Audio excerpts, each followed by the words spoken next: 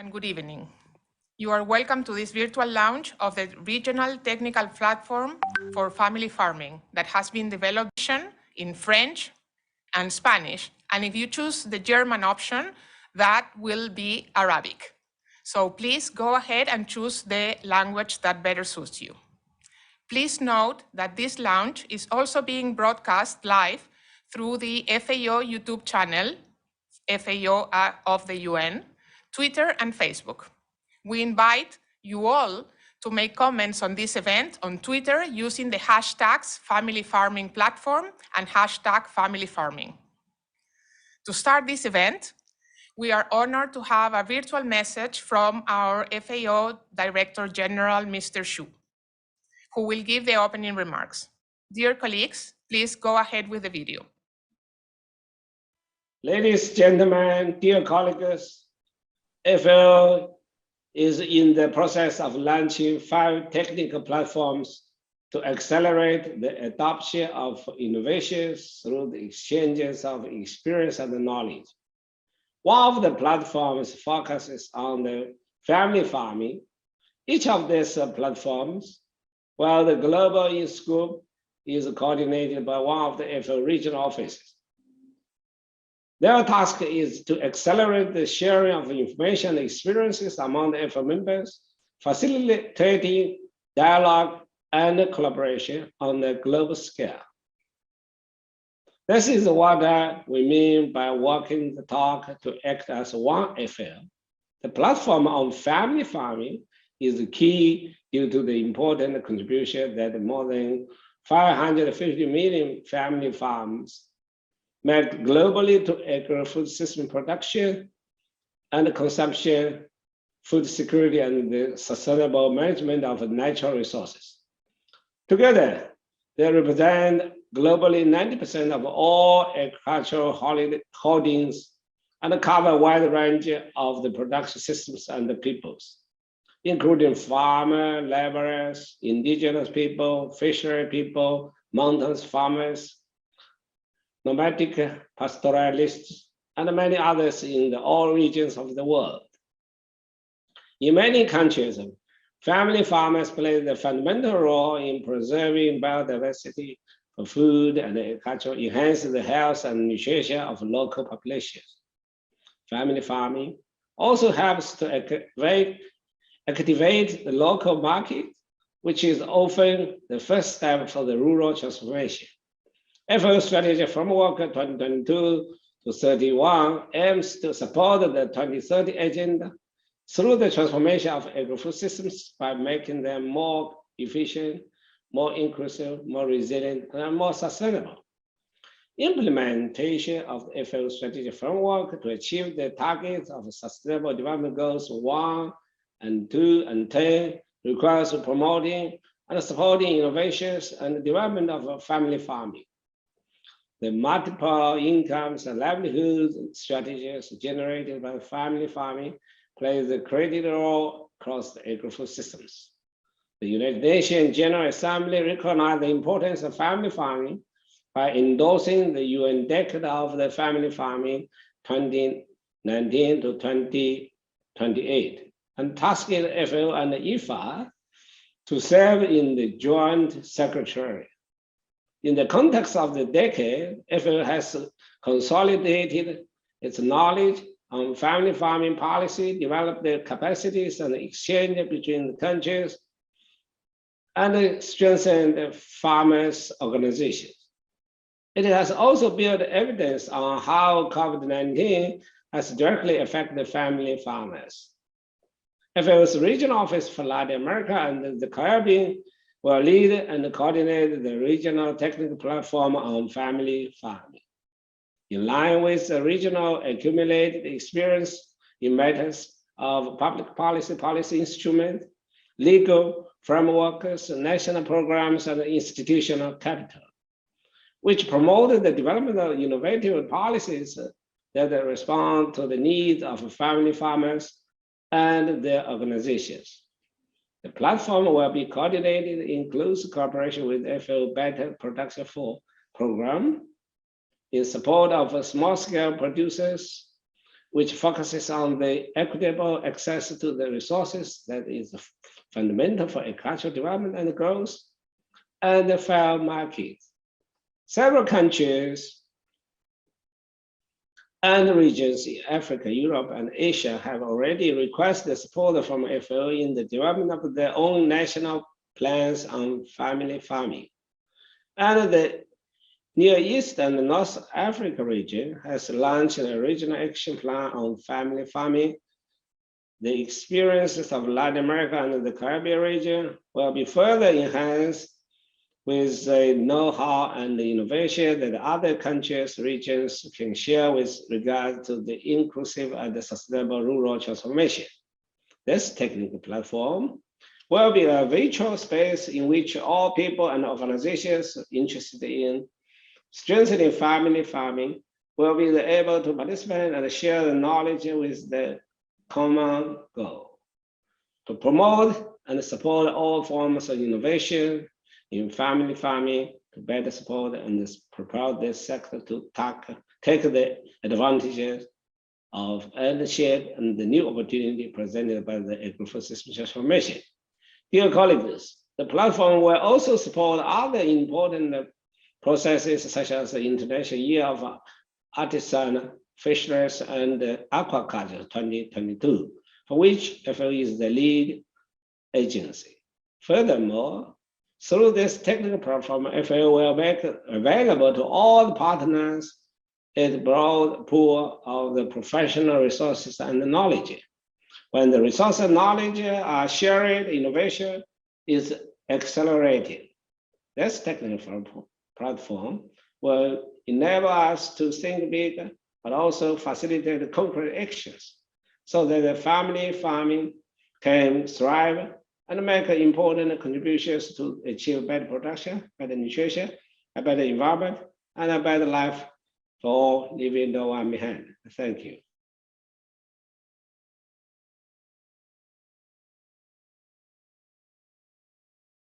General, for your remarks. Next, we will share a short video that will introduce the regional technical platform for family farming, including its scope, tools, and spaces available for the exchange of knowledge and information. Please start the video.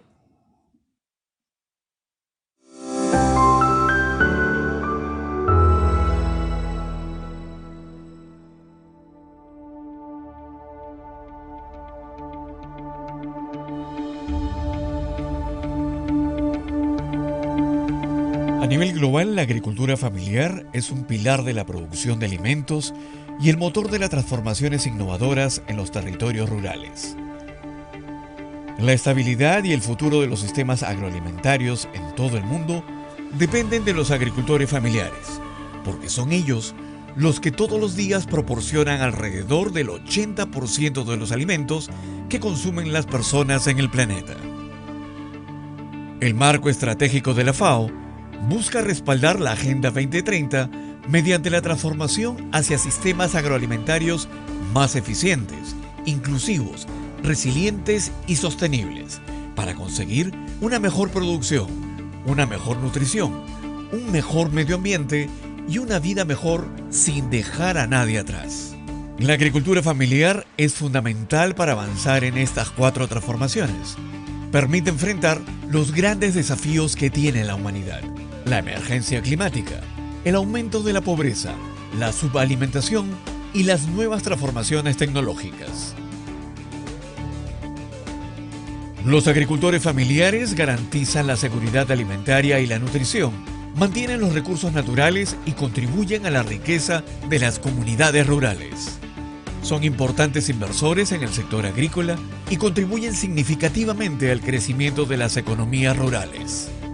Son custodios de la biodiversidad para la alimentación y la agricultura, vinculando la identidad, los valores sociales y el conocimiento local con las innovaciones. FAO, desde hace varias décadas, ha tenido un rol activo y ha impulsado la agricultura familiar, facilitando el diálogo entre actores, gestionando el conocimiento, apoyando con asistencia técnica a los países. Estas acciones están en el marco de una agenda de trabajo global para consolidar la agricultura familiar. El diseño de las Naciones Unidas para la Agricultura Familiar ofrece un marco para que los países promuevan políticas e inversiones que pongan la agricultura familiar en el centro de las transformaciones rurales hacia sistemas agroalimentarios más eficientes, inclusivos, resilientes y sostenibles. Se han creado espacios de diálogo y cooperación de carácter nacional, regional y mundial. También se han desarrollado estudios y apoyos técnicos para las implementaciones de leyes y planes nacionales. En América Latina y el Caribe, la FAO tiene una larga trayectoria y conocimiento acumulado implementando y apoyando a los gobiernos de la región con políticas públicas, instrumentos, diálogos y planes de agricultura familiar. Por esta razón, la región de América Latina y el Caribe fue seleccionada para desarrollar una de las 5 plataformas técnicas regionales enfocada a la agricultura familiar. La Plataforma Técnica Regional para la Agricultura Familiar busca acelerar y profundizar los procesos de innovación para contribuir a potenciar la técnica regional para la agricultura familiar. Será un punto de encuentro y de intercambio de experiencias. Estará formada por una comunidad en red que permitirá compartir los avances de cada región. La Plataforma Técnica Digital para la Agricultura Familiar promueve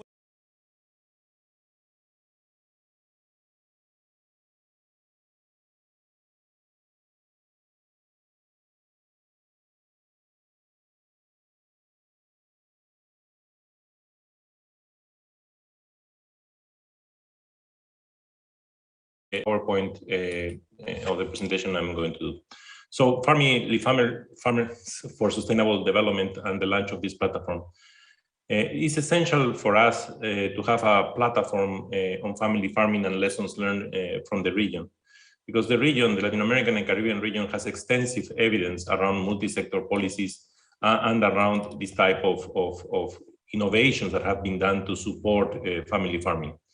Moreover, experience with multi-level, multi-stakeholder dialogues has brought together local and national government, family farmers, organizations, academia, partners, and stakeholders to design inclusive policy.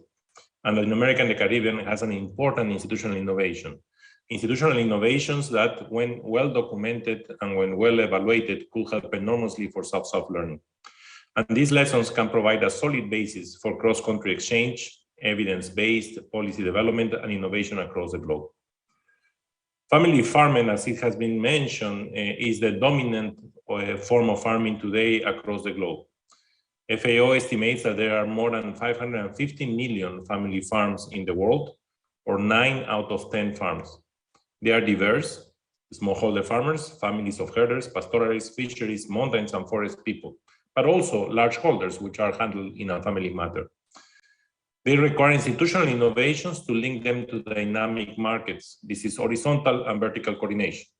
And this is core because that will allow them to have the scale of production to be able to go into dynamic and not only stay in local markets, but also to regional and international markets. And this, I think, is what we can enormously learn from this platform in Latin America. The majority, 70% of the world farms are smaller than 1 hectare. 40% are between 1 and 2 hectares. And together, they only operate 12% of the agricultural land. It's a huge level of atomization, with the largest 1% of the farms operating 70% of all agricultural land. Small-scale family farmers face a number of challenges: lack of adequate public policy support, inadequate infrastructure linked to energy, water, transportation.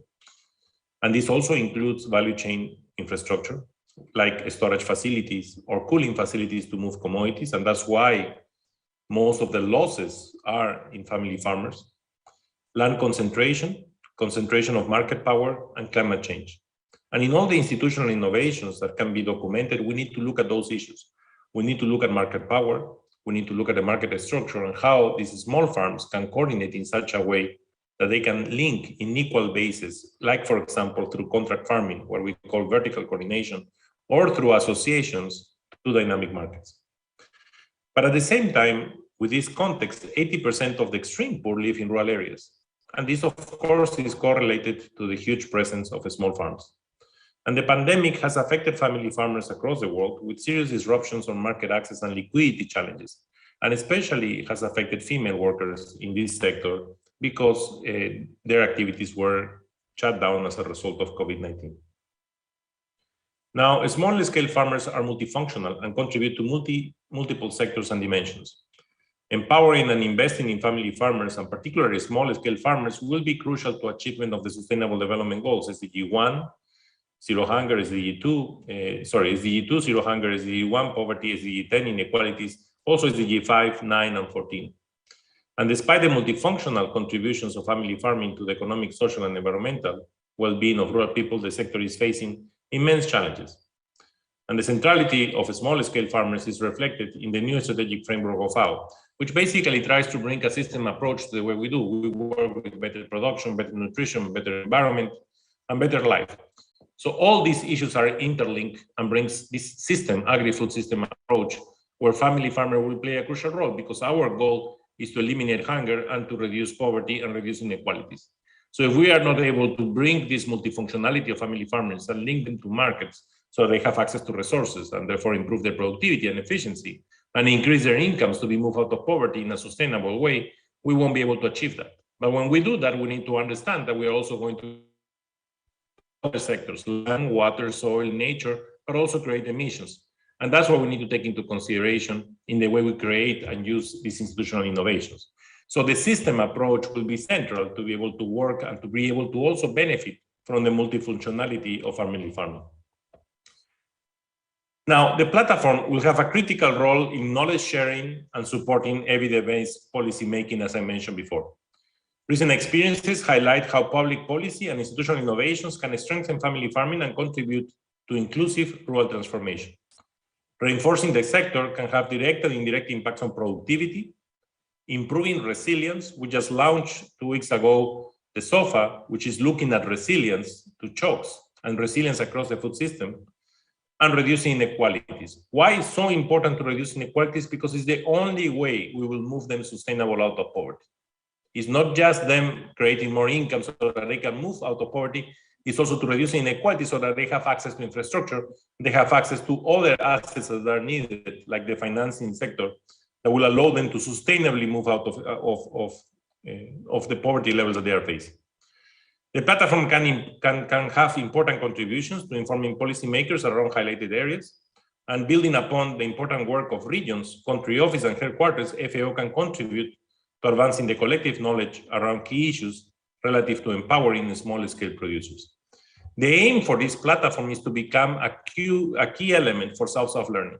The same picture of atomization of land that we face in Latin America, we face in Africa, we face in Asia.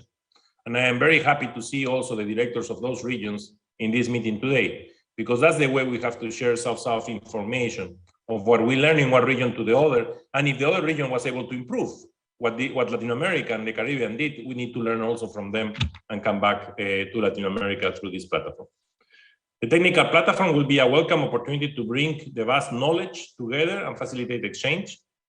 The initiative is moreover occurring in the context of the UN Decade of Family Farming and the International Year of Artisanal Fisheries and Aquaculture, providing an enabling environment for multi-stakeholder dialogues and reinforcing family farming at country levels. We look forward for the success of the regional technical platform on family farming to enhance FAO's ability to support small-scale family farmers and enhance their capacity to respond to global and local challenges. Let me finish by saying that we are facing a huge challenge right now after COVID-19. Family farmers are the ones, and smallholders especially, are the ones who face the less capacity to be able to be resilient, and at the same time are the ones that have the biggest budget constraints. So anything that we can do to improve the efficiency in which we implement innovations, institutional designs that can help them to become more efficient will be central. And we always need to do this within a design of a food system approach, an agri-food system approach. So with that, I congratulate you for the launch of this platform, and I hope it can really become a major source of South-South learning and also learning within the region because of bringing these best practices.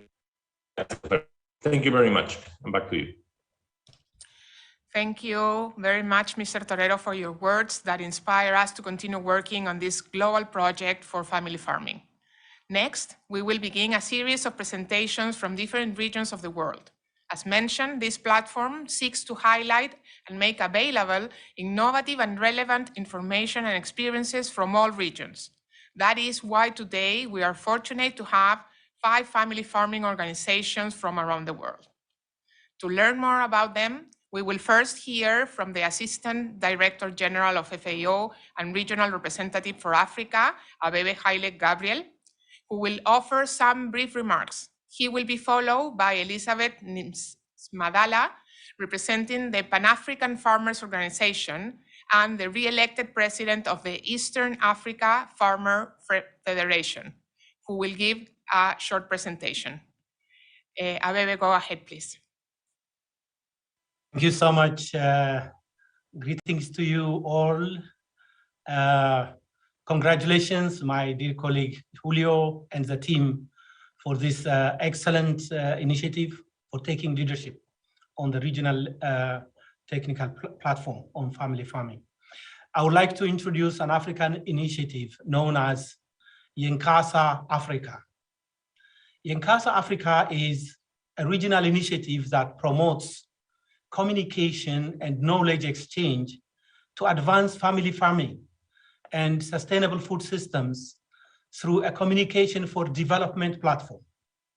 Yenkasa means actually, let's speak in Twi, a language of the Ashantis here in Ghana, where FAO's Regional Office for Africa is located. The initiative is based on partnership between FAO, Farm Radio International, La Via Campesina, the Pan-African Farmers Organization, le réseau des organisations paysans et des producteurs de l'Afrique de l'Ouest, ROPA, la plateforme régionale de organisations paysannes d'Afrique centrale, PROPAC, and the World Association of Community Radio Broadcasters, AMARC. Yenkasa supports the United Nations Decade of Family Farming, implementing a regional communication plan along 3 main priorities. First, fostering knowledge and experience sharing in family farming and the use of communication and ICTs through awareness raising campaigns. Second, enhancing capacity of farmers' organizations through knowledge sharing and a community of practice on priority topics related to communication and family farming. And third, supporting policies and projects on family farming through suitable rural communication services and action-oriented partnerships. Yenkasa works as an inclusive and innovative platform that brings together different stakeholders and allows innovative partnerships to reach out to family farmers according to their needs and cultural characteristics. For example, in 2020, the UN Decade for Family Farming Regional Awareness Raising Campaign on resilient family farming was successfully carried out through radio programs, particularly video social media packages, reaching out to about 300,000 people across social media and radio. In 2021, the campaign focuses on family farming as the heart of sustainable food system. It includes a series of radio programs in local languages, as well as fact sheets, social media packages, human interest stories, describing the progress of the UN Decade for Family Farming and farmers' contribution to sustainable food systems. Furthermore, Yenkasa is also promoting consultations, experience, and knowledge sharing through creation of an online community of practice, thus harnessing communication and ICT by farmers' organizations and rural institutions in the Africa region. With this brief introduction, it's an honor for me to introduce the speaker at this event representing Yenkasa, Mrs. Elizabeth Nsimadala, who is the board member of the Women Focal Point and the intermediate president of the Pan-African Farmers Organization, the re-elected president of the Eastern Africa Farmers Federation, who has joined us in this meeting. Over to you, Madam Elizabeth Nsimadala. Thank you so much. Elizabeth, thank you for being with us. We will begin sharing your presentation from our side, so please let us know when you want us to move to the next slide. Please Mrs. Elizabeth Simadala, go ahead with your presentation. Yeah, thank you so much, moderator, and thank you, my brother Abebe Gabriel. Can you kind of share the PowerPoint presentation? Okay, so Yeah, it's on screen. Let me start by thanking FAO and for inviting me to speak to the audience on the Nkasa platform, but also start by congratulating you on this regional technical platform for family farming. It's really a great honor for me to speak to you and to all the participants today. And like you've heard from Dr. Gabriel Abebe, the Pan-Africa Farmers Organization is one of the farmers organizations that are participating and implementing the Nkasa, platform. So from the Global Action Plan of the UN Decade of Family Farming, it really acknowledges communication as a central element of the structural transformation of rural areas. And this calls for action to enhance communication capacities of farmers' organizations and to ensure inclusive rural communication services to advance family farming. And in order to accomplish those goals, family farm organizations, the community media and FAO, I think this has already been mentioned, have agreed on a common agenda, which is the participatory communication plans. And these are being implemented through 3 communication platforms, Nkasa, which is in Africa, ComDev Asia, and Onda Rural.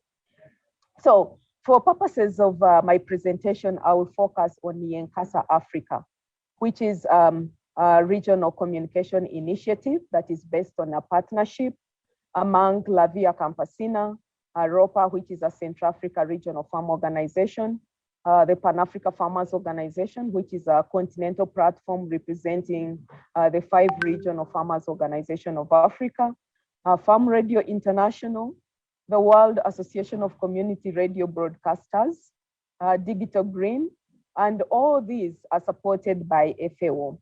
So we work along the 3 main priority areas as indicated on the slide.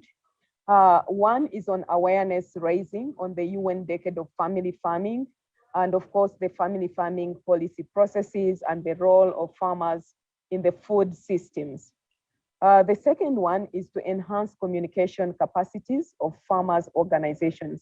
We're using this platform to make sure that farmers' organizations' capacities to be able to communicate are strengthened, but more importantly, create partnerships among the different farmers' organizations in the continent.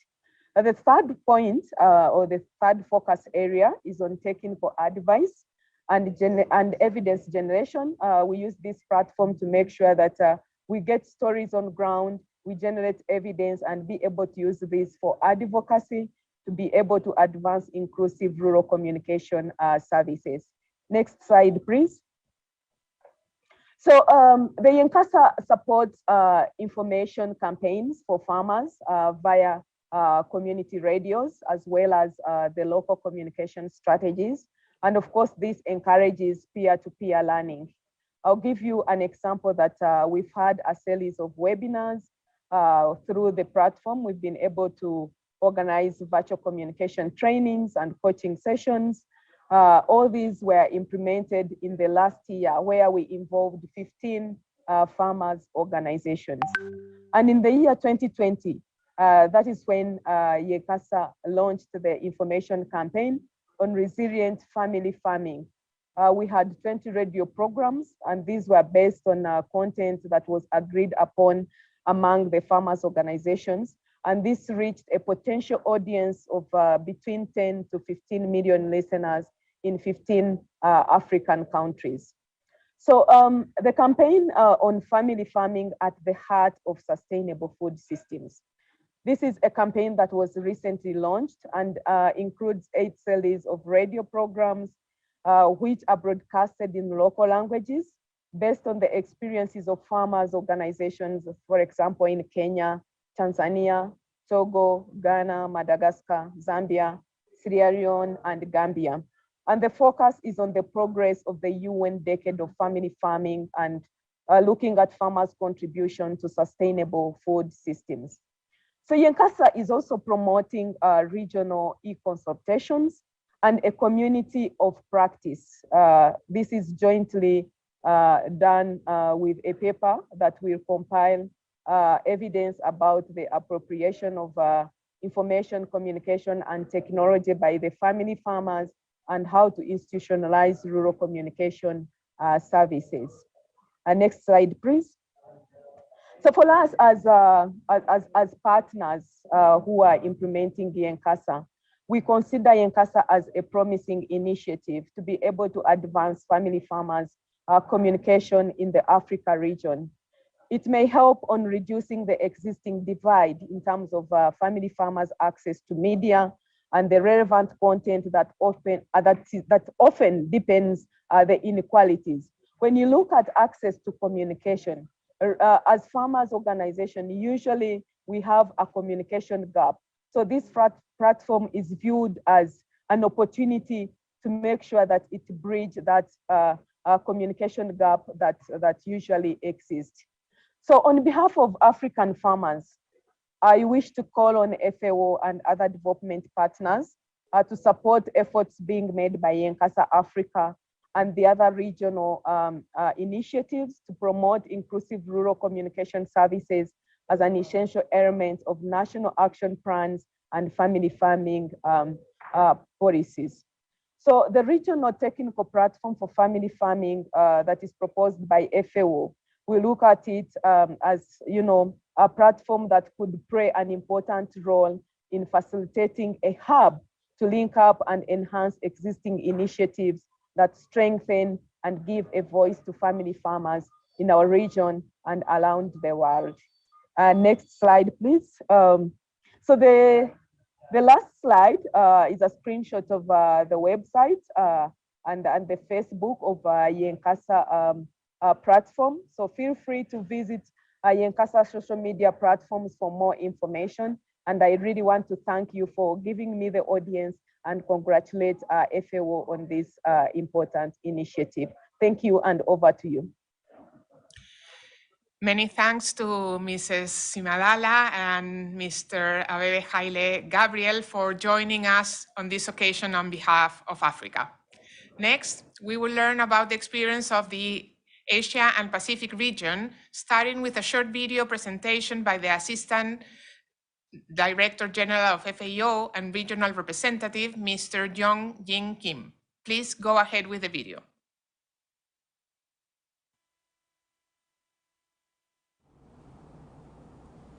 Greetings from the Regional Office for Asia and the Pacific in Bangkok. It is my great pleasure to be with you today for the global launch of this very important regional technical platform on family farming. The Asia and Pacific region has always been at the forefront of working with and working for family farmers, and continues to display its full commitment to this very important topic through its work in UN Decade of Family Farming and to showcase the successful results achieved so far. The UN Decade of Family Farming gives us a framework to promote new policies, services, and investments to support family farmers, to ensure food security and livelihood, and to raise general awareness on their role for achieving sustainable and inclusive food systems that benefit all of us. This role is paramount in Asia and the Pacific region, which is home to nearly 3/4 of the world's family farmers, and where small-scale, family-based food producers account for most of food production. To date, in the Asia region, 3 countries, Indonesia, Nepal, and Philippines, have developed the national action plans. 5 more countries have mobilized national stakeholders and are leading consultation processes for drafting their own national action plans. In addition, regional consultations have been launched for drafting regional action plans, specifically in South Asia in collaboration with the Secretariat of South Asian Associations for Regional Cooperation, or SARC, and in Southeast Asia in collaboration with the Secretariat of Association of Southeast Asia Nations, or ASEAN. FAO-RAB is playing an active role in fostering an enabling environment to put family farmers at the center. They are an integral part of the solutions for better production, better nutrition, better environment, and better life, leaving no one behind.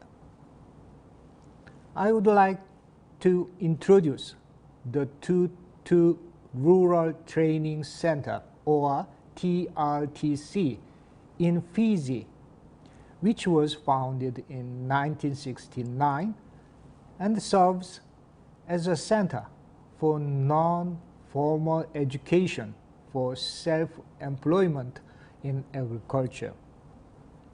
At the heart of the approach developed by TRTC is the human person development, leading to skills training and management for self-employment using the participants' own resources, particularly for youth and women.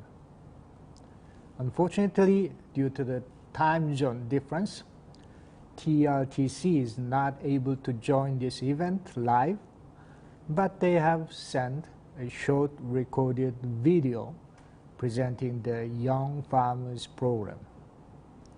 And with that, I wish you a great success with the platform on family farming, and I hand over to the floor to TRTC. Thank you very much. Now we will have the video to share the experience of the Tutu Rural Training Center. Please go ahead with the video.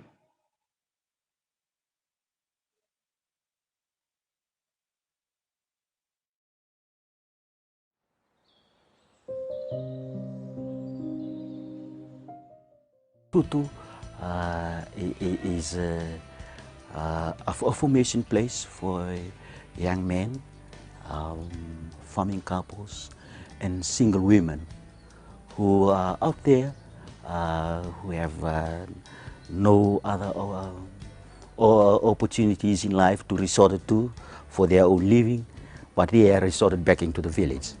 And with our program, with the Young Farmers Program, or the Farming Couples Program, or the Single Women's Program, we work with the people within the province, within our catchment area. So the entry criteria to the Young Farmers course is that they should be having about 1,000 Yangona plants growing, or in equivalent to other crops. So when we see that 1,000 Yangona plants is growing, then we know that the young man is serious about his life and shows potential for training and also getting into new ideas and new developments.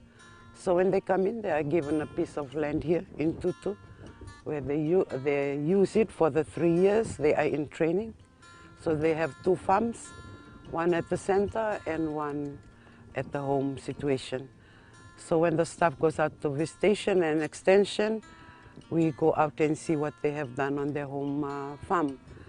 And that's a continuation of what they are doing here on their Tutu farm. Na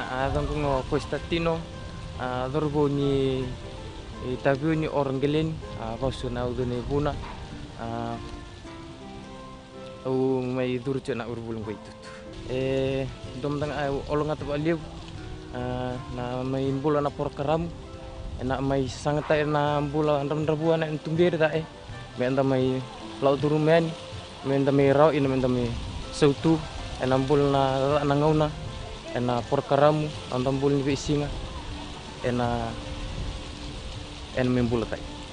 Nabi ang tiba ina gutiti na oro, au urburin labang orat mi ina. na team ko na ambil tengah ina tintol ena sona ena kakandong rau ena sona ilabu rau ni lau totol sar ena rambul mutupa tite dutuntu endo aba nunui oyo ten ua oyo nunui ni sing matak oyo ngi rau ta ina nen tamat tite hang mentera pasulten nen na posota bandil. This is the Young Farming Couple Center, and as you can see, we have allocated them small pieces of land where they can apply practically their agricultural knowledge. The focus in the training of these young farm couples is their relationship as a couple, being able to communicate with each other and work together. I think the thrust here is on management and couples working together to manage their finances, their relationship, their farm. Nakanadang iwan indingong o turangan ni gilin. Yun wasui tele borbor tele. Nadam gatilitana si maram gilin ni wasi asawa. Ka rumalamin na buli bulono may rabina buli ni matubuchi ni si marriage encounter 6-month course. Garabina na buli ni take kanaron raw na buli na take kanaron raw na bula bimulay babuchin baten bula bimulay baten alo baten bula bimulay batir na nandaul mutua ya na ambula rawa babulichan na ura tir mi badon jing na rondu bula ni biuchini tanawa multuba me va anda tu mina orda sing va moria time iru mi ker mi va ilani iru tos batangauna. This is a unique model of non-formal education Tutu has, and the focus is on the person, the personal development of the person. It's over 40 years now in operation, and we think we're going the right way.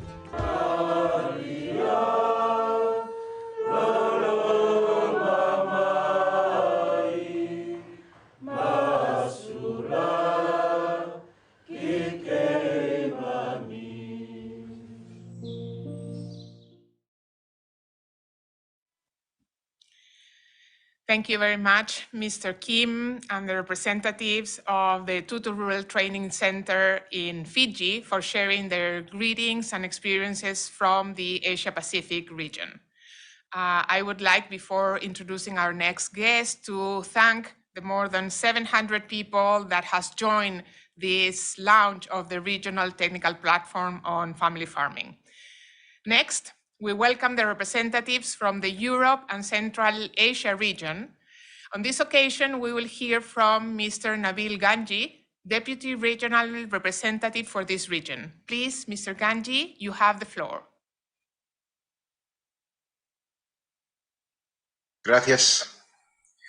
La Oficina Regional de la FAO The regional FAO office for Europe and Central Asia is very satisfied to welcome the platform, the technical regional platform for family agriculture in Latin America and the Caribbean on family agriculture, because the support for small farmers and family agriculture is also one of the fundamental priorities in our region.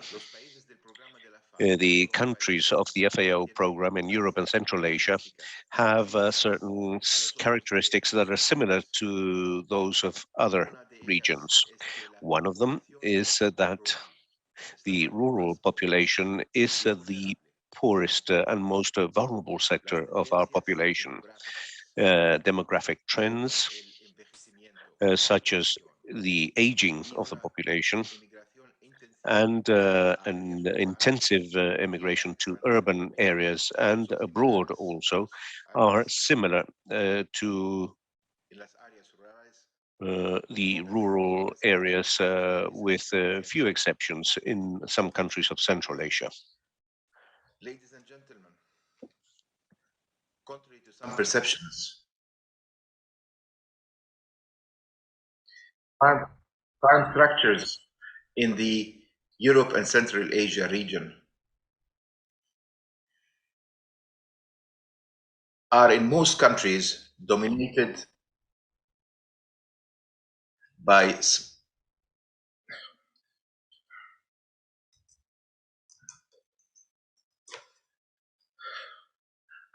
smallholders and small family farms. Not dissimilar to other regions to which I am familiar, these structures face fundamental challenges of economic viability due to limited access to production factors, natural resources, and finance. Outdated technology, low input quality, and low labor skills are the key constraints for value-adding opportunities, and small farms often require support across many technical fields. Despite the relatively better transport and storage infrastructures in many countries in our region compared to other regions, smallholders and family farmers in our region still face problems in accessing both domestic and international markets, hindered by price volatility, the risk of natural disasters, and the effects of climate change. All this within a relatively more competitive international market. Again, in many of our countries, smallholders experience weak support from rural institutions and extension services due to the low capacity of local institutions and the limited coverage and sometimes low quality of extension services. Despite all these difficulties, family farmers and smallholders potentially represent a key resource for achieving sustainable economic, social, and environmental development. Family farming is essential for achieving several of the sustainable goals, as we all know. We believe that the UN Decade of Family Farming 2019-2028 is an excellent opportunity to enhance the needed support to family farming worldwide. In Europe and Central Asia, the FAO Regional Initiative, traditionally on empowering smallholders, family farms, and youth, facilitating rural livelihoods and poverty reduction, supports the implementation of Regional Priority 1 on formulating effective policies, promoting digital innovation, and facilitating rural transformation, with emphasis on smallholders and youth. This, in one hand, supports the development of competitive and commercial smallholders and family farms through enabling policies and innovative practices for sustainable agricultural production. On the other hand, promotes inclusive growth across the region by improving rural livelihoods and enhancing access to natural resources. We look to the RLC Regional Technical Platform on Family Farming as a strong platform for exchange knowledge, experiences related to family farming between the regions. In Europe and Central Asia, we will promote the platform and integrate it into our work in support of family farming. And we are looking very much forward to enhancing the already well-established cooperation between the regions now in the area of family farming, particularly with the characteristics that bind us together. On the notion of cross-regional collaboration and exchange of knowledge, please allow me to mention that we in the Regional Office for Europe and Central Asia are also planning the launch of our regional technical platform on green agriculture. And we are excited to work with all of you, sharing experiences and good practices on green agriculture across the regions. Ladies and gentlemen, let me now give the floor to Ramona Dominicioiu from the Romanian civil society organization Ecorurales. Gracias y mucha suerte. Thank you very much, Mr. Gangi. Now we will hear from, as you were saying, Ms. Ramona Dominiciu, member of the National Coordination Committee of Romania, Ecorurales, So, Ms. Ramona, you have the floor. Thank you very much. Muchas gracias. Primero quiero solo dar las gracias al equipo de la First FAO. of all, I'd just like to thank the FAO team in English, and then I'll again speak English. Thank you very much for your effort in terms of organizing this event for the platform, and I thank also all the rural organizations or the farmers organizations in Latin America that are involved every day in the development of this decade. I'm coming back to English right now. Yes, I am a peasant from Romania in Eastern Europe. I represent an organization of peasants, an association that reunite over 17,000 peasants, women and men all around the country. And we are members of the international peasant movement, La Via Campesina. I live and work the land here in my village with my extended family. I want to share with you now a little bit about our region, but first I need to say that the advancement of the UN Decade for Family Farming is more important than ever before because we are facing a crisis that is deepening and that has been negatively affecting us. All the peasants and the rural workers all over the world, not just in my country, in many, many ways. It has been affecting us economically, socially, especially in terms of the degradation of the human rights, environmentally, politically, culturally, and so much more. In my country, in Romania, my organization, my association is best known for the local seed production and the free distribution of seeds that we organize. We've been contributing since over a decade to the revitalization of the agrobiodiversity and the genetic patrimony of our seeds, of vegetables, cereals, and other crops. We developed a national network of traditional seed producers using our historic knowledge and also resources that fortunately still exist in our country, but are under threat to disappear.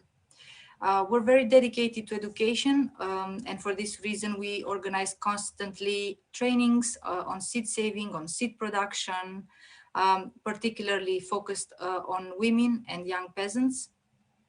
Especially young women, since rural women play a central role in the seed production. Along the years, we created seed houses in all the regions, seed houses at peasant farms. The seed houses are spaces that are organized for seed conservation, where peasants store seeds collectively, and also where we organize political and practical trainings on seed legislation and on seed production. We organize every year free seed distributions all over the country, and since the COVID pandemic started, we increased our efforts in order to make sure that as many peasants have access to free and good quality nutritious seeds. And we're happy to say that almost 10,000 families of peasants benefited from our seeds for free and also in time for the seeding seasons in 2020 and in 2021. For us, the seeds and the peasant seed systems are the basis of food. Seeds for us represent a natural resource that we have been historically using, preserving, and adapting to the changing environment. And we've been, of course, feeding our communities, our countries, and the world with our seeds and seed systems. Today, we're claiming our human rights to produce and sell seeds in a context where the international and national legislation everywhere is only supporting the industrial seed systems, seeds with genetic alteration, with very poor nutritional value, if any, seeds that are meant to bring profit for seed corporations. Peasants in Romania, in Europe and Central Asia, and also in the other regions, we're mobilizing and working towards the realization of our right to seeds and the creation of a legal framework that recognizes the particularity of peasant seed systems. Our region, Europe and Central Asia, a few words about it. It's a very diverse region. From afar, it might, the image might look as a more homogeneous one, dominating mostly by the image of Western European developed countries. But our region is actually quite diverse. It includes countries and territories which are in conflict and where peasant rural communities face dangerous and life-threatening situations, particularly in Eastern Europe and Central Asia. Our access to market is becoming more and more marginal, restricted. We face financial and bureaucratic obstacles. We are imposed very inappropriate food standards, food safety standards that come from the industrial sector. Public funding is heavily directed towards the international market, especially to the retail sectors, the supermarkets. And this is generating poverty. It's generating a market takeover by the very rich private sector. There is also a worrying phenomenon of privatization of peasant markets of natural resources in Eastern Europe, which push peasants out of the markets and out of the lands. As I mentioned about land grabbing is also an issue, and the access for young farmers to land is an increasing concern for us. The poverty has been deepening in the past 2 years, as well as the lack of opportunities in rural areas for generating economic development. There are fewer and fewer, and all of this is generating economic migration, which disconnect people from the families, from the land. And given all of these problems that I mentioned from our region, the international peasant movement, La Via Campesina, that we're part of, has initiated 20 years ago a process for the realization of peasant rights, for the definition of peasant rights, and also for the framing of the peasant rights. And this process has successfully resulted in the adoption of the UN Declaration for the Rights of Peasants and other people working in rural areas, which has been adopted by the UN General Assembly in 2018. Some of the fundamental rights that are highlighted in this declaration for the rights of peasants are the right to natural resources and means of production, such as the right to seeds that I mentioned before, the right to land, the right to water, the right to social security and decent work conditions, women's rights in rural areas, and of course, there are a lot of provisions of support for rural youth. Very concretely, we believe that the UN Declaration for the UN Decade for Family Farming provides us with an excellent opportunity to work together on the implementation and the promotion and the application of the peasant rights, the rights not only of peasants, but also all people who work in rural areas. It's also an excellent framework to promote many other human rights related instruments. We believe that a strong human rights approach in the process of the decade is fundamental for the successful implementation of the decade. I have to say now at the end that we've been working with FAO in our region, but also the general headquarters very well in order to pursue this human rights approach in the Decade for Family Farming. We participated in many consultations, in many events, in the development of many action plans at national level. And we're very happy to say that since this year, we started a project with the regional team in Europe and Central Asia, the regional team of FAO, to promote the UN Declaration for the Rights of Peasants, to organize trainings, to organize events and dialogues with governments from Eastern Europe and Central Asia. And we're going to be happy to report on the results and the development of the project in the coming year. It's a first step that we believe will lead us to a long way long path of work, but a work that is necessary now more than ever, particularly because of the crisis that we're going through. And I'm happy to hear also other concerned voices that speak about the economic crisis that we're crossing, and hopefully we're not going to leave the peasants and the rural people behind. Thank you so much. Thank you. Thank you, Ramona, for this great presentation. And we thank the FAO representative also from your region. Next, Before going to the next, I want to thank the more than 1,000 people that has joined this lounge.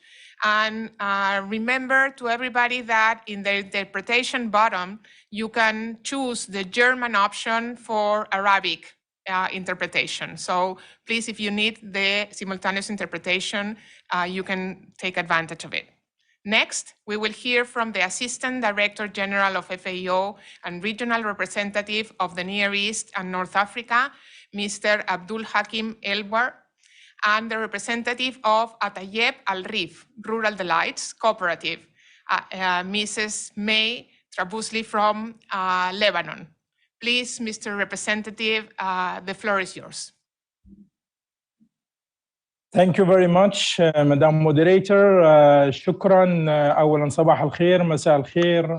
First, good morning, good afternoon, good evening. Welcome to everybody. I would like to congratulate my dear colleague Julio and all the regional office of FAO in the Caribbean and Latin America for their great efforts and endeavors on launching this regional technical platform for family farming. He's switching to English. To transform agri-food systems to achieve the SDGs.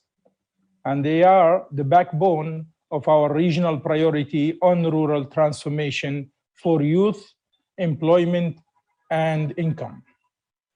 Last year, our office in the Near East, in partnership with IFAD, launched the UN Decade of Family Farming Action Plan for the NENA region.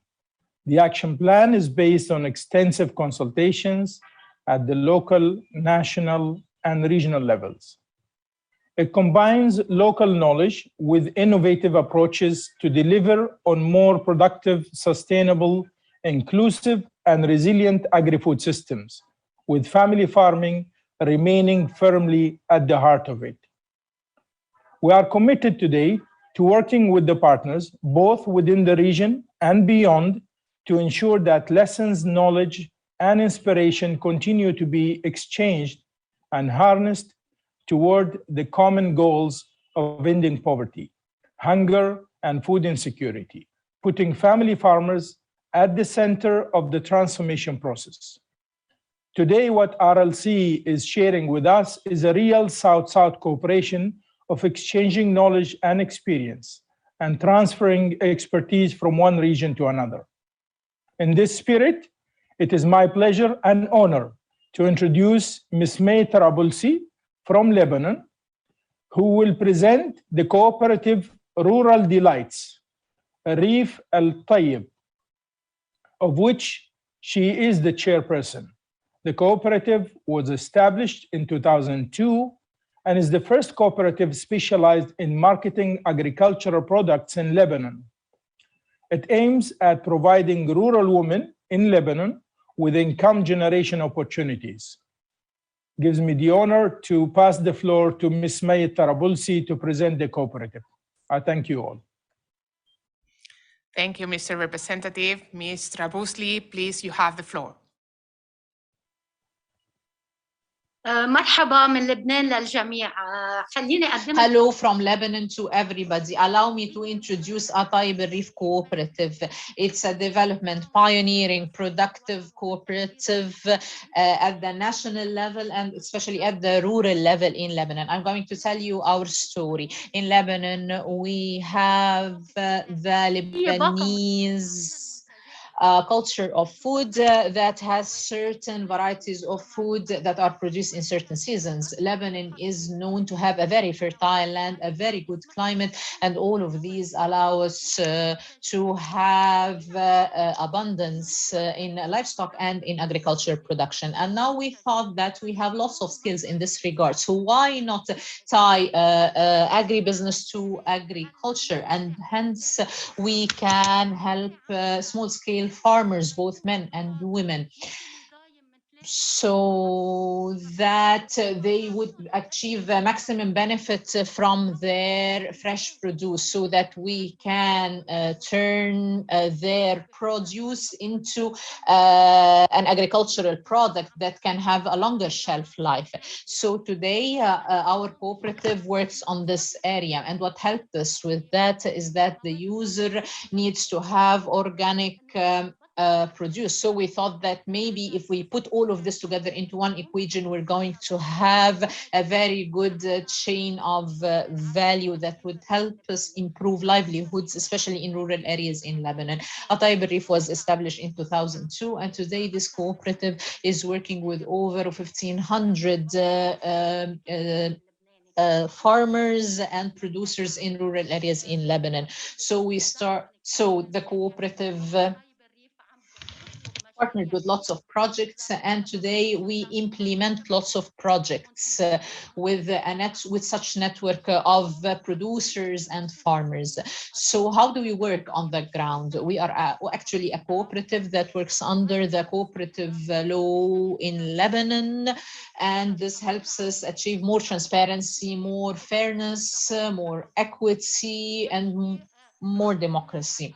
So on the ground, how did we start working? In Lebanon, we have small-scale producers. Their lands are not very big, and today what we're trying to do is to have some sort of production calendar in order to tell them which products can be manufactured, and we help them to produce clean and good products, and we take them and we manufacture them in a very organic way in order to market them later on, which was going to eventually improve their livelihoods. So today we have lots of partners, academic partners, and also experts on the ground. They could be volunteers, they could be organizations. So now we need to speak about small-scale producers, men and women. Here we're speaking about the calendar, we're speaking about connecting agriculture to business, monitoring water, monitoring irrigation, and all of this helps us attain good raw materials that we can manufacture later on. Our capital is our ladies, our women who have lots of skills in production and in manufacturing. And of course, there is a certain quality accreditation and accreditation framework to be implemented before the products go to the markets.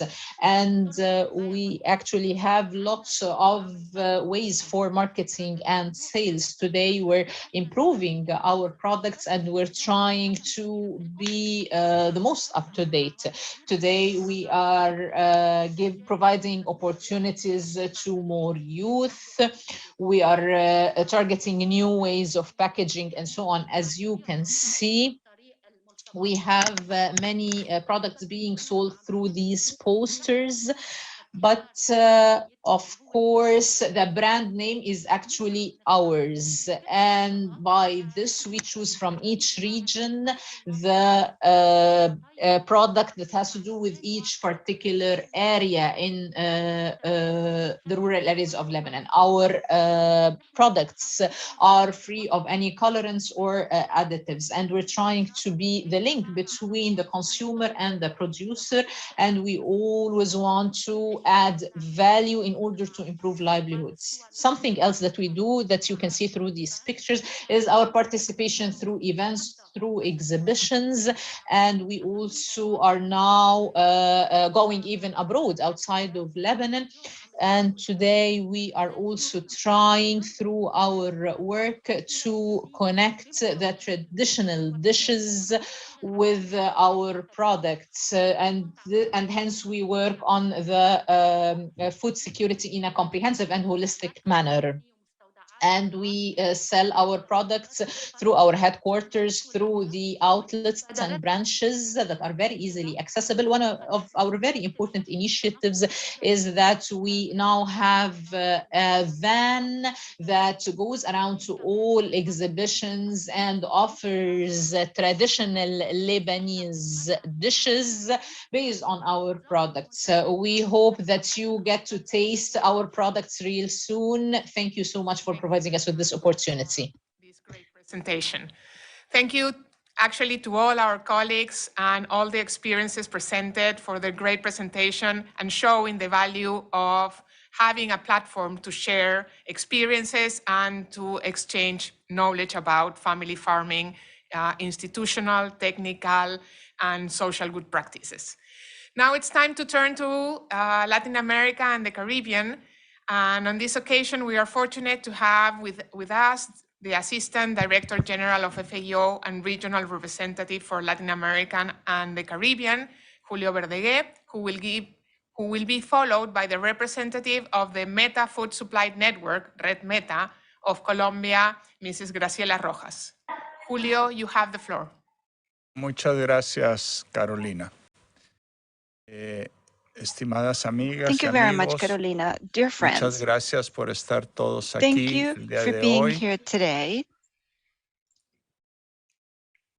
Voy a quitar la interpretación para que no haya un retorno. Un I will segundo. disconnect the interpretation so that I don't have feedback here. So thank you very much. Thank you all for being here today. It is an honor for FAO Regional Office in Latin America and the Caribbean and be able to receive all of you in this conference. I have a tremendous honor of introducing an organization that seems to really represent creativity, innovation, and energy of the organizations in family farming in Latin America and the Caribbean. This choice has not been easy because there are many similar groups, but the Red Meta in Colombia is a successful, inclusive model for the supply of food with small and medium producers in the eastern areas of Colombia. The strategy of this network considers all of the participants of the productive area, from production, logistics, transportation, up to the consumer demand. It is related to improving the competitive relationships and marketing activities that men and women that are producers in family farming have in that region in Colombia. They have decided to place their brand, Red Meta. They also consider the use of digital tools for marketing activities to be able to get directly to consumers, avoiding intermediaries. They also do a very strong and important work in strengthening the trust and the social fabric around this organization, providing concrete results in the activation of rural economy to promote association and to improve quality of life of 500 families in this territory. The network will be presented by Ms. Graciela Rojas. She is an agricultural leader and the legal representative of the Association of Agricultural Producers in Palmarito, one of the organizations that is part of this network. The organization is dedicated to the fruit production. As I was mentioning, this association is part of Red Mat, and from there they work with other organizations in marketing their product, looking to not use intermediaries, so the prices of the producers are much better for them, and they use the digital tools very importantly. Ms. Rojas will honor us talking about her experience in creating this network, the impact that she has had in her territory. And Ms. Rojas, you have the floor. Thank you very much. Muy buen día para todas y todos. Mi nombre es Graciela Rojas. Good morning, everyone. My name is Graciela Rojas, and I represent one of the 21 organizations of family farming that form part of the food supply network Red Meta. This supply network groups together 496 producers who work in family agriculture and community agriculture, located in 70 different locations within 4 municipalities of our department. Those municipalities are Villavicencio, Acasilla, Castilla la Nueva, and Huamar. Within the organizations, we find organizations of young people, of Afro descendants, disabled people, and in addition to that, we also have ventures, independent producers who have gradually joined this supply network during our history. Now, what is this network? Well, this is an inclusive model that seeks to connect supply and demand of agricultural and livestock products via what we call a short circuit trading, which takes place in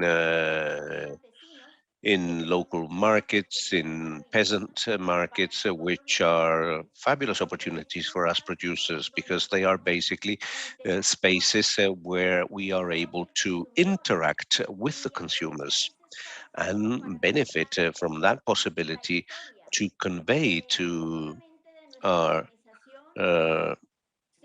customers the history of our organization, but also the history that is behind each one of those agricultural or livestock products that we trade in those markets. For us, what has been tremendously important is the social media, because of the era that we are experiencing at a world level as a result of the pandemic. Via WhatsApp, we have been able to conduct many sales. And we have been able to sell around 500,000 US dollars last year. The products that we offer via the Red Meta network are fruit, coffee, fish, chicken, dairy products, and eggs. As a result of the support that we have received from the FAO, we have been able to strengthen our technical aspects, improving the quality of our products, also in terms of transformation with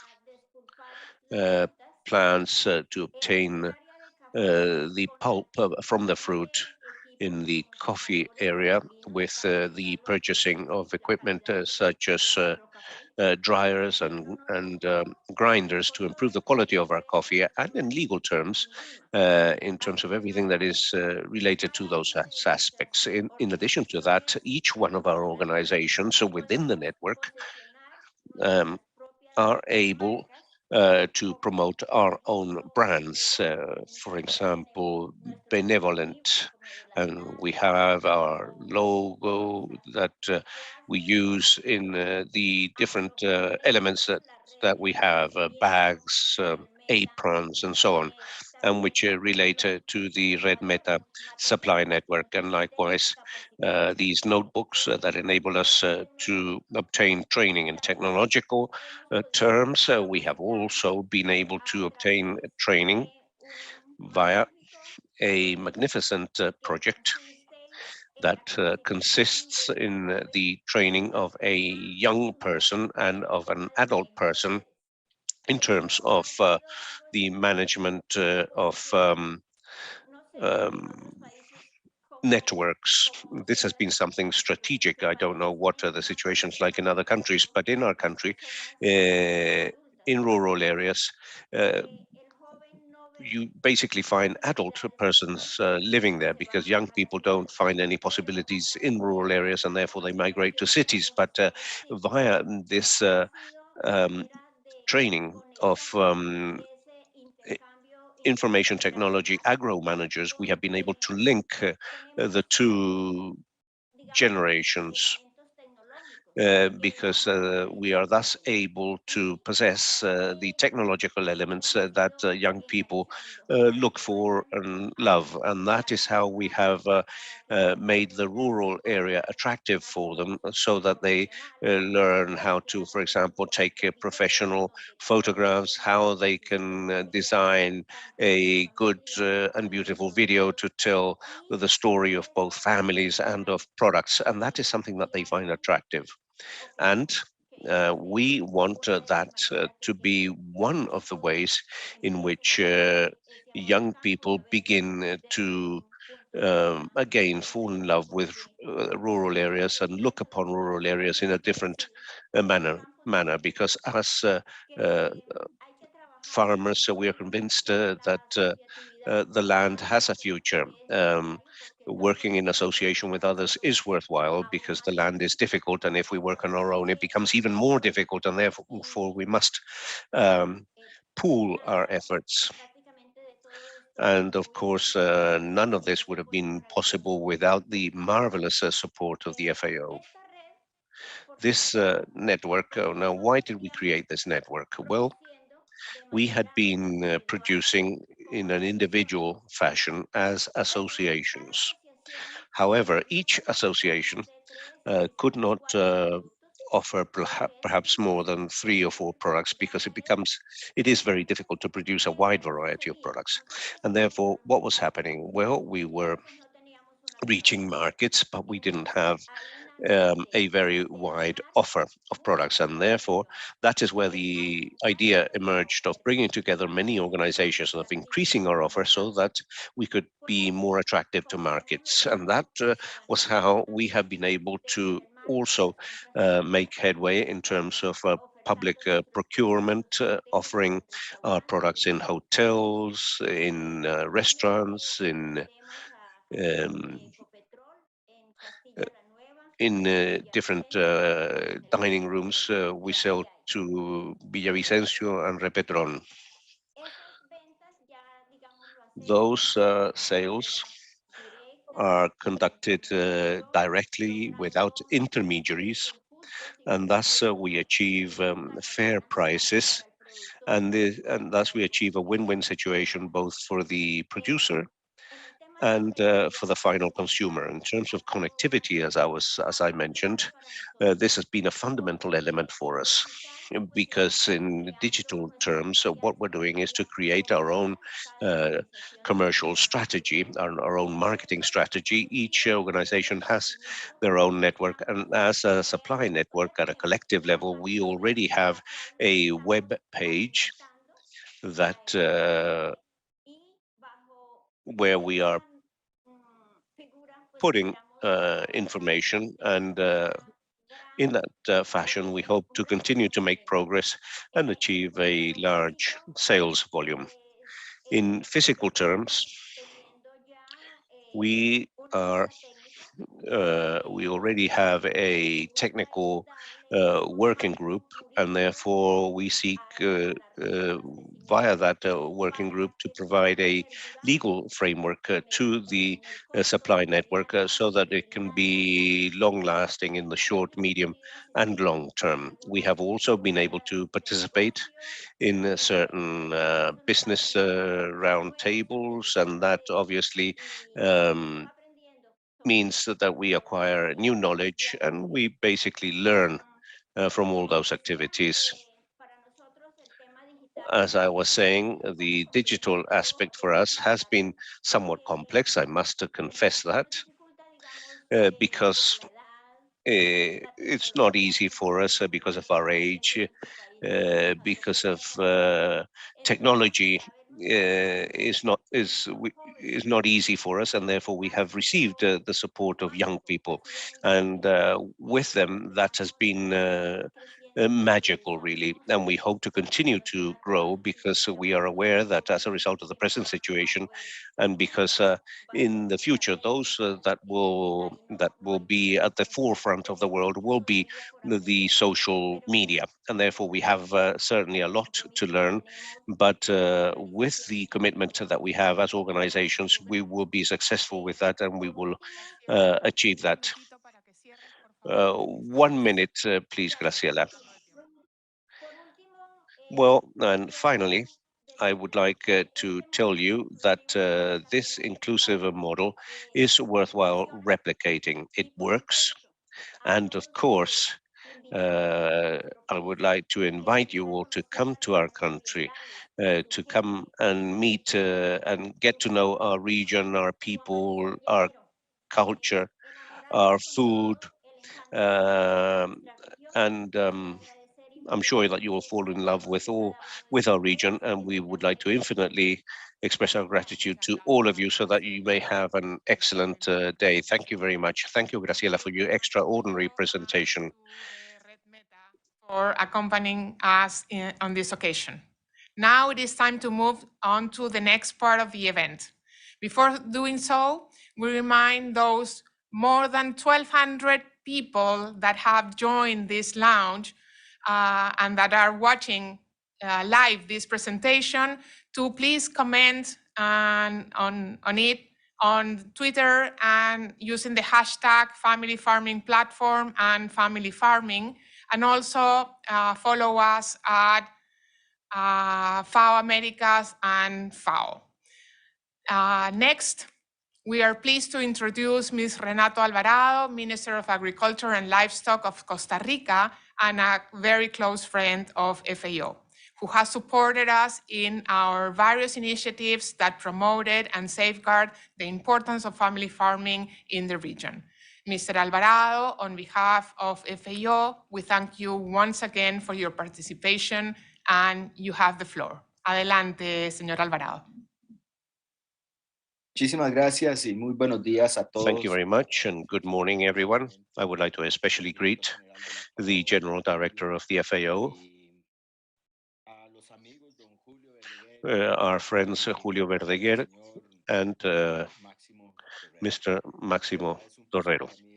It's truly a great pleasure for me to be here and to be able to collaborate with you and discuss with you. I would also like to especially thank the FAO for the support that you have provided in Costa Rica in the processes that we have undertaken with our indigenous groups in terms of family agriculture involving young women and young people in the projects that we have developed in order to also enchant the young people of Costa Rica so that they may remain in agriculture and so that they may continue to work with those in that family agriculture, in those family developments, given the fact that family agriculture is indeed one of the promoters of the economies of countries.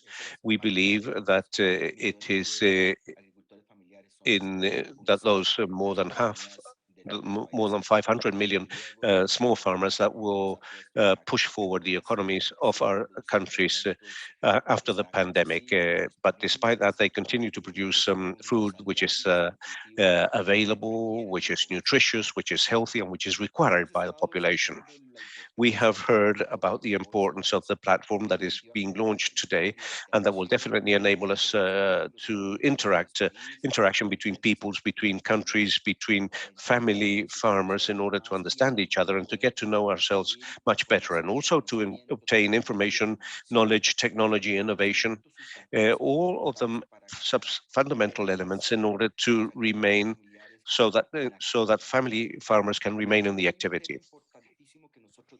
I believe that there's something very important that we need to consider, and this is resilience that farmers have to have from the economic perspective.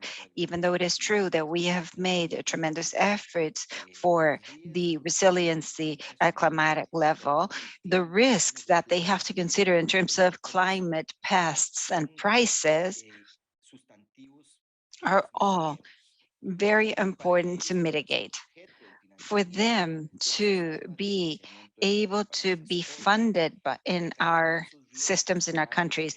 Considering all of these climate risks, pests, and prices, they are being excluded from the financial systems in our countries. And we have to generate risk mitigators so our farmers can continue with their own transformation, be able to incorporate the innovation needed to become efficient. And this is how in Costa Rica we have generated some risk mitigators with different trusts with expected losses. We will be generating a policy of insurance to be able to guarantee and being able to return, to have our farmers return to production if there is a climate change and price events are different. And when we talk about prices, I would also like to request from FAO to start talking in every single area of the world of a need of having the price perspective. We should not have family farmers having lower prices. They have to be fair prices. To be novel, to be efficient and sell our products under the production cost or lower than that, it is not acceptable and it is immoral. We really require to place this discussion about fair prices for our farmers. We need to discuss the abusive margins that the large food chains have in the world, that sometimes are even 500% high. And this is a world situation that has to be discussed and turned around so that the commercial relationships with the countries become fair relationships, so that there is a win-win situation and not to colonize economies and to flatten our family farmers that nowadays are able to live just because of their will to produce healthy, sustainable, and accessible foods. We cannot continue seeing our farmers as a problem. We need to see them as a solution. And the world economies and our economists have to understand that fair prices are substantial elements. We cannot continue thinking that countries have to produce cheap products without thinking about the producer. Now, considering the different international transportation, the increase of prices in transportation for raw material, this becomes very important to discuss the production costs of our family farmers. Even though they can be integrated to a clean production, to organic production with organic products, with pesticides and others, it will be very hard to go through a transition from day to night to those processes. We will be going to a more clean production, but we will be requiring a very important change towards that type of production. So it is important that in any task force that we're working in, where we have FAO and family farmers, we should be discussing those inequalities of the international trade, where our farmers are really suffering. That perspective that, for me, is mistaken. When we need our farmers to produce products that the large cities will be eating out. I would like to close my words by saying that the people that is condemning family farmers is condemning their people to hunger. So we really need commercial relationships and prices that are paid to our farmers for them to be resilient from the economic, social, and environmental perspective. Everything has to be fair. Thank you very much. Thank you very much, Minister Alvarado. Now we will hear from Marcela Villarreal, who is the Director of Partnerships and UN Collaboration Division of FAO. Marcela, it's a pleasure to have you with us. Please, you have the floor. Thank you. It's actually a pleasure for me to be with all of you today. Greetings from Rome. I think this launch is very, very timely as we are approaching the implementation of FAO's new strategic framework. And it's shortly after the UN Systems Summit, where the Coalition on Family Farming was launched. based on the existing national mechanisms set up by the United Nations Decade of Family Farming. In its first 3 years of implementation, the decade has really reached outstanding results based on a robust process of policy dialogue and engagement in support of family farming in 52 countries. National action plans for family farming have been approved in 10 countries, while other 7 are in a final stage. 85 family farming relevant laws, policies, and regulations have already been approved. More than 45 parliamentary networks have been supported to develop the enabling environment, the legal frameworks, budget allocations to support family farming. The groundbreaking framework law on family farming that was developed by the Parlatino with the support of the Regional Office for Latin America and the Caribbean has been shared and is inspiring now Africa and Asia. A unique set of global knowledge products to support the different stakeholders has been developed, including an analysis of existing legislative and regulatory frameworks in support of family farming that was carried out by our legal office. Also, with the support of the European Commission, we released a learning guide on empowering farmers through social capital. Together with IFAD, we developed a learning framework for innovative public policy cycles for family farming. Our divisions have also supported the development of a methodology to generate evidence and monitor family farmers' challenges. And together with another of our divisions at headquarters, we are developing guidelines to ensure gender-responsive processes for the design and implementation of the national action plans. So the work done under the decade aims to foster family farming adapted policies to support the shift towards a more efficient, inclusive, resilient, and sustainable agri-food systems for better production, better nutrition, a better environment, and a better life, leaving no one behind. The work on family farming has been gaining ground at FAO in the last 10 years, I would say, building knowledge, experience, and networks. It's now solidly grounded in our new strategic framework, and in particular in priority action programs on inclusive rural transformation and on ensuring small-scale producers importantly, equitable access to resources. And of course, transversally addressing youth, gender, and inclusion as cross-cutting themes. The Family Farming Knowledge Platform that was launched in 2014 has now completed 7 years supporting extensive knowledge sharing, reaching 80,000 users per month with free access to something like 30,000 documents. Also, the Family Farming and Agroecology Community of Practice currently gathers more than 1,400 participants from 121 countries around the world. Regional communication plans, and I think you heard a very good presentation on the chapter of Africa, but we also have region communication plans supporting family farming in Asia and in Latin America, involving 500 radio stations, 200 programs, podcasts with a potential reach of 40 million listeners and more than 500,000 users per month. So dear friends, this regional technical platform is a great addition to this family farming technical support system. Its network of practitioners will be key to increase FAO's technical capacity to further support its members, developing innovative thinking, fostering exchanges and learning opportunities, building on the vast knowledge and expertise on family farming at national level.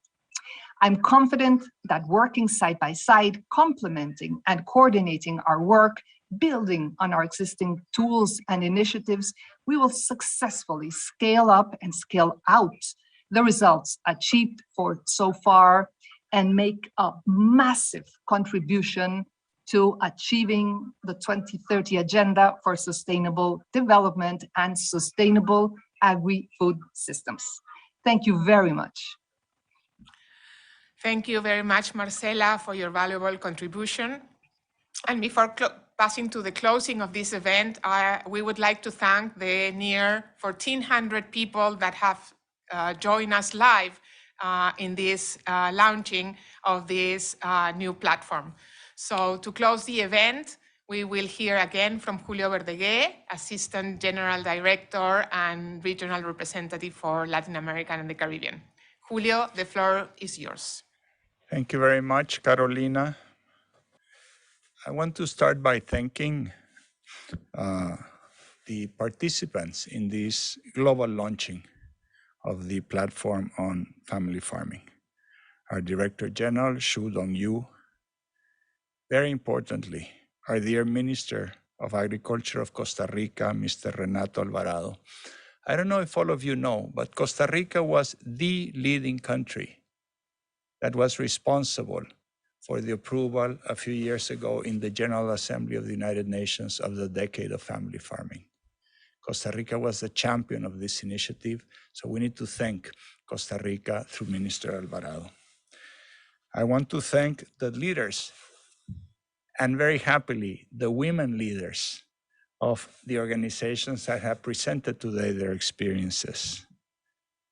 Gencase Africa, Tutu Rural Training Center, Eco Rurales, the Atayeva al Rif Cooperative, and the Red de Abastecimiento de Alimentos del Meta. Thank you so much to all of you, dear colleagues. I want to thank my colleagues in FAO, besides the Director General, Maximo, Marcela, my fellow Assistant Director Generals and regional representatives from the 5 regions from across the world, and of course, Carolina and all of the technical team that has been working behind the conference. It's impressive in this short time listening to the experiences presented by the leaders of this organization to hear the creativity, the energy, the innovation, the commitment, the belief in the future and the importance of family farming, on the contribution that these organizations are making, not only to the producers, but to the countries in which they work by retaining youth in the countryside and giving them opportunities for growth and development. We've heard how they're engaged in training, communications, technological innovation, creation of networks, strengthening of the organizations, which in the end is the heart of the whole matter. We cannot do more if we have weak organizations or if we don't have organizations. Value adding, generation and sharing of knowledge. All of this is so hugely important. Thank you for driving home the message that family farming not only is important, but that it has a bright future if we can multiply the initiatives that you have represented today. This platform is not going to be this event.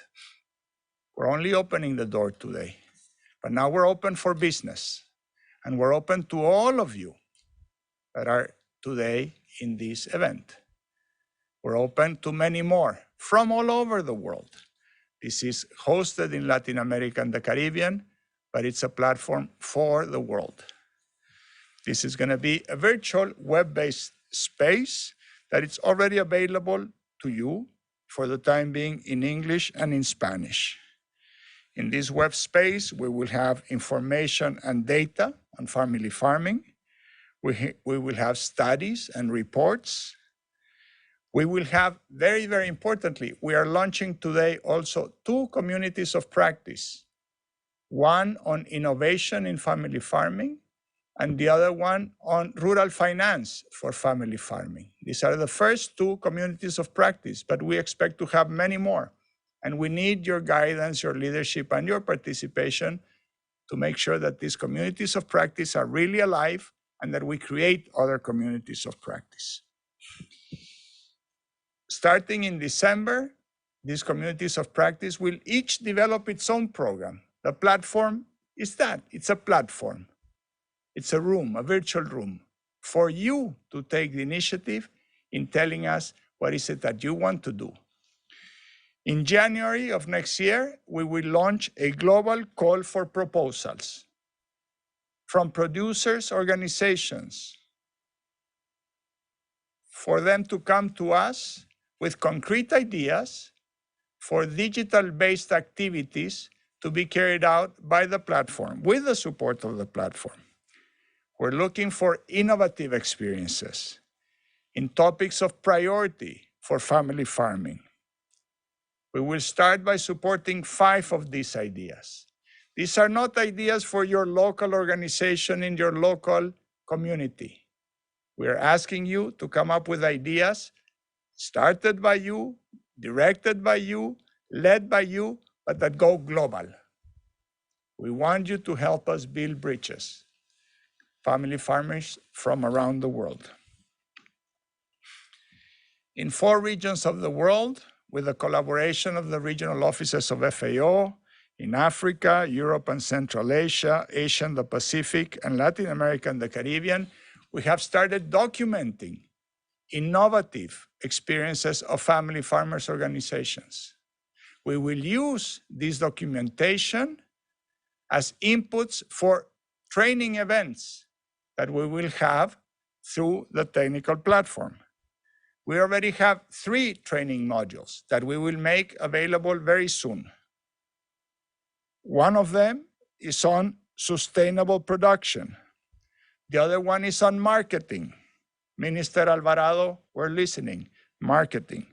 And the third one, developed by our colleagues in headquarters, on public policies for family farmers. So we expect to have these 3 training modules, but many more as we develop the platform. I want to respond to the call of Minister Alvarado and ask my friends and colleagues in the regional office of FAO to give priority in the first months of 2022 to organizing a series of events on this hugely important issue of prices and markets. Family farmers are being hit by rising prices of fertilizers, seeds, all of it. And yes, consumers are paying higher prices for their food. We're seeing rising prices of food across the world. But family farmers are not receiving that higher price. That higher price is staying someplace else in the value chain. We need to start discussing now, soon, what is it that we can do following the call of Minister Alvarado so that family farmers receive a better, more fair share of the price paid by consumers. Colleagues, this is an extraordinary day. We will make available this platform for all of you. This is not an FAO platform. FAO makes it available for you. We ask you to join us, come with your ideas, go to the regional offices in North Africa and the Middle East, go to the offices in Africa, in Asia, in the Pacific, in Europe and Central Asia. Talk to our FAO colleagues there and bring your ideas, and we will try to put them in practice through this regional platform that belongs to all of you. Thank you so much for your attendance today. Dear colleagues, have a good day, all of you. Goodbye. Thank you, Julio. And just to keep the people involved, we will place again the video. We will run again the video presenting the platform so everybody will know what is in there and how they could join. Thank you to all the people joining us live, and please get into the platform and give us all your great ideas. Thank you and good afternoon. Good day.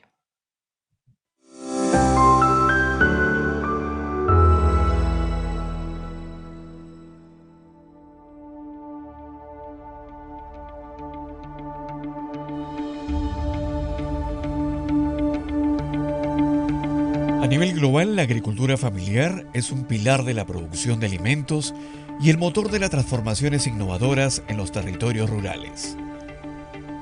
La estabilidad y el futuro de los sistemas agroalimentarios en todo el mundo dependen de los agricultores familiares, porque son ellos los que todos los días proporcionan alrededor del 80% de los alimentos que consumen las personas en el planeta.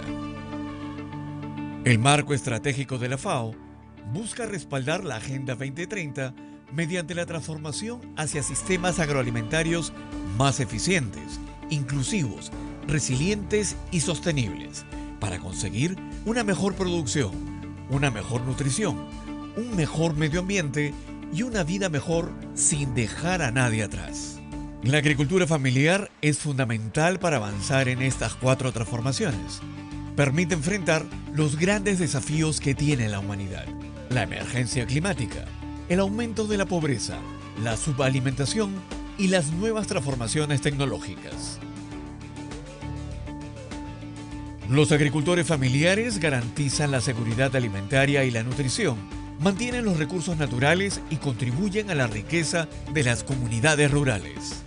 Son importantes inversores en el sector agrícola y contribuyen significativamente al crecimiento de las economías rurales.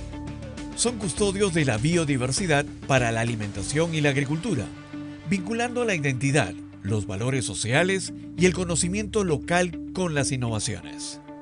FAO, desde hace varias décadas, ha tenido un rol activo y ha impulsado la agricultura familiar, facilitando el diálogo entre actores, gestionando el conocimiento, apoyando con asistencia técnica a los países.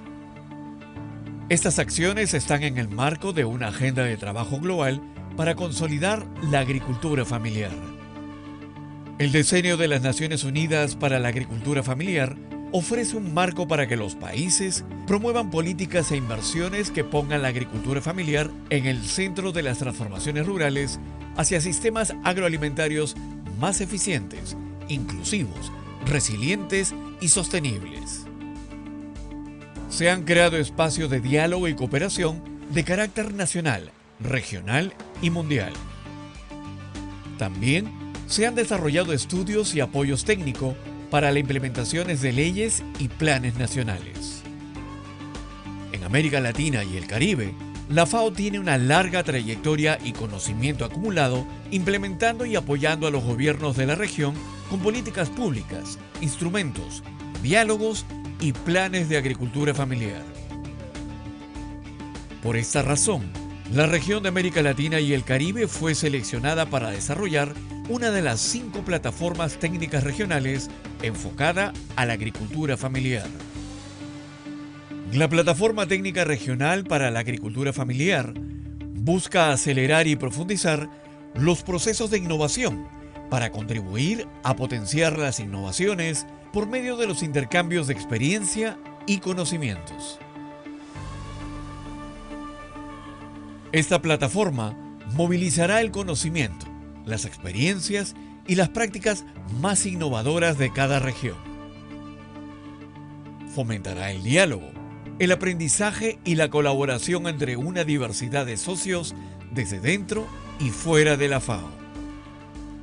Este espacio virtual contará con un repositorio de publicaciones, cursos de capacitación, espacios para reuniones virtuales, información sobre eventos, noticias y datos de las regiones y países.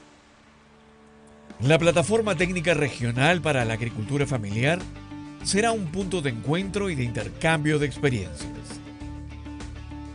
Estará formada por una comunidad en red que permitirá compartir los avances de cada región. La Plataforma Técnica Digital para la Agricultura Familiar promueve innovaciones institucionales y técnicas que fortalecen a los agricultores familiares y pequeños productores de todo el mundo. De la mano de la agricultura familiar avanzaremos hacia territorios más eficientes, inclusivos, resilientes y sostenibles.